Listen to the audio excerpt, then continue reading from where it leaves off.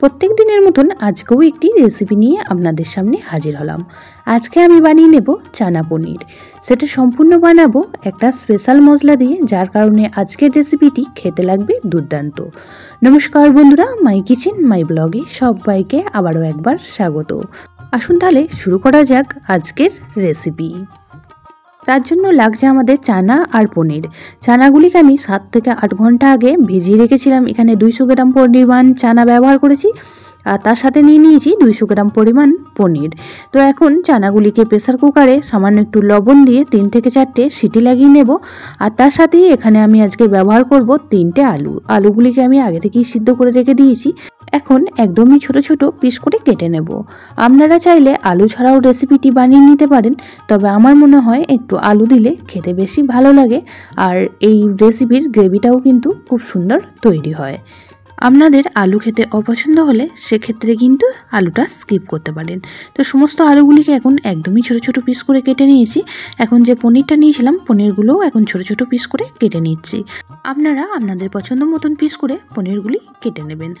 আজকের রেসিপিতে আমি 200 গ্রাম পরিমাণ চানা নিয়েছি, আর তার সাথেই 200 গ্রাম পরিমাণ এখানে পনিরটাও নিয়ে নিয়েছি। তবে আপনারা কম বেশি করে নিতে পারেন চানা বা পনিরের পরিমাণটা। আলু আর পনিরটা কেটে নিয়েছি। এখন পনিরগুলি একটি প্লেটের মধ্যে তুলে রাখছি, আর এদিকে গ্যাসের মধ্যে একটা কড়া বসিয়ে এখন যে স্পেশাল মশলাটা বানাবো সেটাই রেডি করে নেব।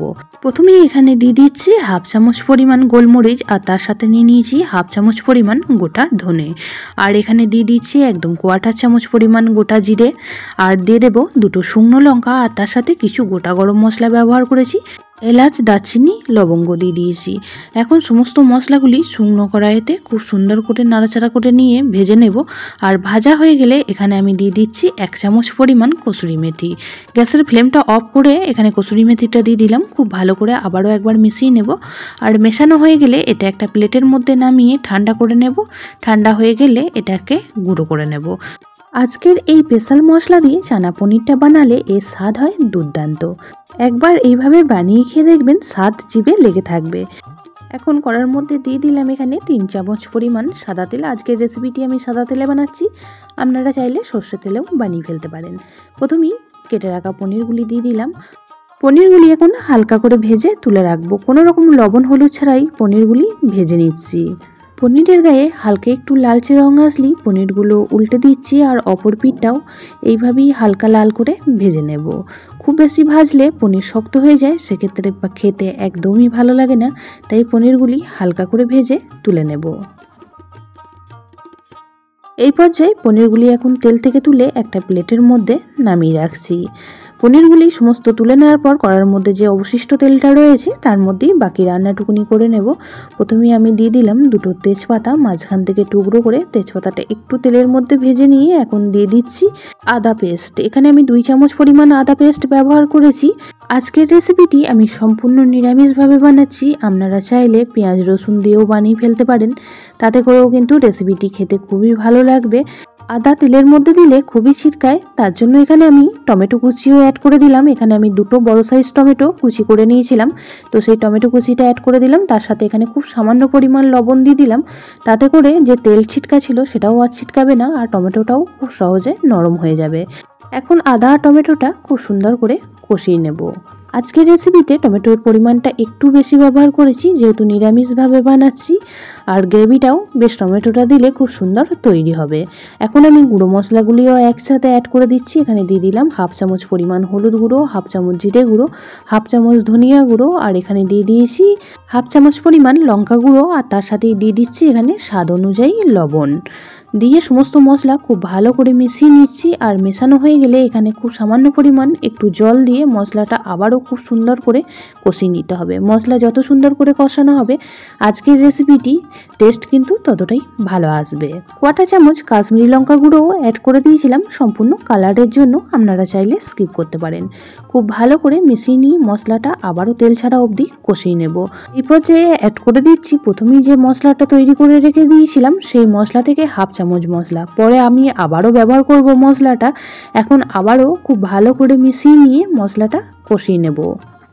পুরনো বন্ধুরা সবসময় আমার পাশে থেকে আমাকে এতটা সাপোর্ট করার জন্য অনেক অনেক ভালোবাসা। নতুন বন্ধুরা যারা চ্যানেলে ভিজিট করছেন, চ্যানেলটি এখনও পর্যন্ত সাবস্ক্রাইব করেননি, তাদের কাছে অনুরোধ রইল চ্যানেলটি সাবস্ক্রাইব করে পাশের বেল আইকনটি অল করে দেবেন। তাহলে আমি যখনই কোনো ভিডিও দেব নোটিফিকেশন সবার আগে আপনাদের কাছে পৌঁছে যাবে।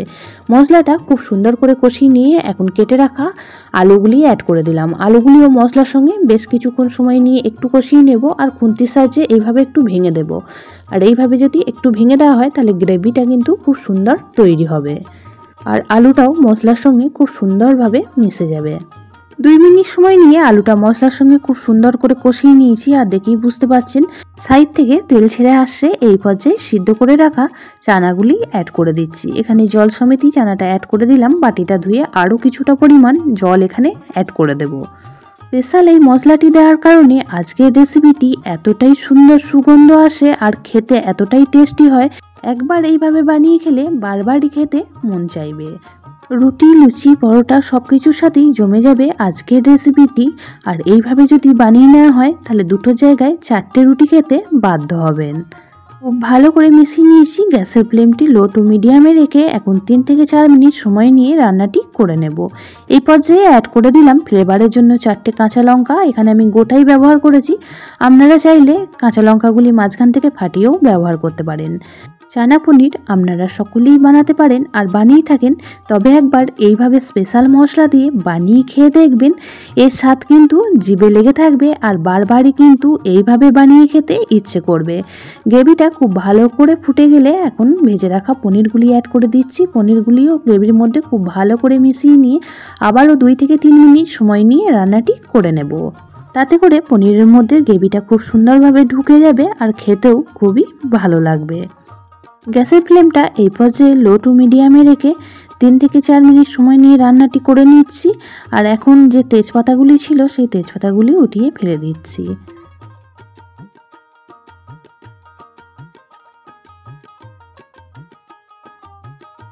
স্বাদের ব্যালেন্সের জন্য এখানে খুব সামান্য পরিমাণ একটু চিনি অ্যাড করে দিলাম, তাতে করে রেসিপিটি মিষ্টি হবে না, স্বাদটা খুব সুন্দরভাবে ব্যালেন্স হবে। আর ওপর থেকে দিয়ে দিচ্ছি যে স্পেশাল মশলাটা বানিয়ে রেখেছিলাম সেখান থেকে 1/2 চামচ মশলা। এইভাবে যদি চানা পনির বানিয়ে নেওয়া হয় বাচ্চা থেকে বড় সকলেই খুবই পছন্দ করবে। বাড়িতে কোনো গেস্ট আসলেও তাকেও কিন্তু এইভাবে বানিয়ে পরিবেশন করতে পারেন, তারাও কিন্তু প্রশংসা করবে।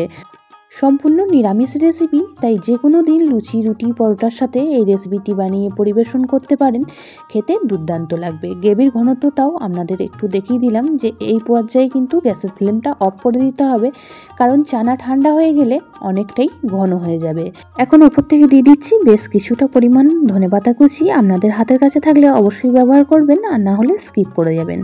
খুব ভালো করে মিশিয়ে নিয়ে এখন গ্যাসের ফ্লেমটা অফ করে দেবো আর স্ট্যান্ডিং টাইম করে রেখে দেবো 10 থেকে 15 মিনিট। তারপর একটা প্লেটের মধ্যে সার্ভ করে দেবো।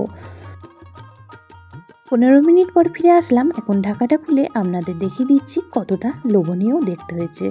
দেখতে যতটাই সুন্দর হয়েছে খেতেও কিন্তু দুর্দান্ত হয়েছিল। আমি আজকের রেসিপিটি পরিবেশন করেছিলাম রাতের ডিনারে গরম গরম রুটির সাথে, দারুণই লেগেছিল। আপনারাও একদিন এইভাবে বানিয়ে ফেলুন, আশা করছি খুবই ভালো লাগবে। আজকের রেসিপিটি আপনাদের কেমন লাগলো অবশ্যই কমেন্ট বক্সে জানাবেন। বেশি ভালো লেগে থাকলে একটা শেয়ার করে দেওয়ার অনুরোধ রইল। সবাই খুব ভালো থাকবেন, সুস্থ থাকবেন। আবারও দেখা হচ্ছে অন্য কোনো ব্লগ বা রেসিপির সাথে। ততক্ষণের জন্য সবাইকে টাটা।